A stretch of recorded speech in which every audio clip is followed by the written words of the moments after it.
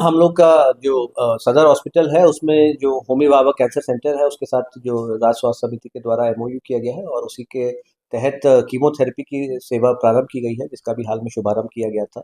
और ये सभी जिलों में प्रारंभ किया गया, सीतामढ़ी जिले के साथ साथ। और हम लोगों ने वहाँ पे इसका व्यापक प्रचार प्रसार करने के लिए अधीक्षक और सिविल सर्जन को निर्देशित किया है, क्योंकि हम लोग का जो होमी भाभा कैंसर सेंटर की टीम है वो लगातार जो कैंसर स्क्रीनिंग का काम करते हैं, और प्रमुखता से जो हमारा ओरल कैंसर है, ब्रेस्ट कैंसर है, इसका विस्तृत तौर पे गांव-गांव जाके उनकी टीम लगभग हम लोगों ने विगत वर्ष जो 5 वर्षों में लगभग 70,000 के आसपास स्क्रीनिंग भी हुई है।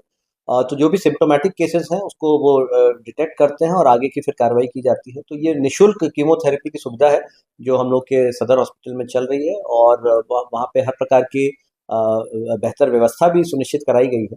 और हम लोगों ने भी जो सदर अस्पताल के अधीक्षक हैं, हॉस्पिटल मैनेजर, उनको बोला है। और कल चूंकि विश्व कैंसर दिवस भी था, तो इस संदर्भ में भी हम लोगों ने उसकी समीक्षा की थी।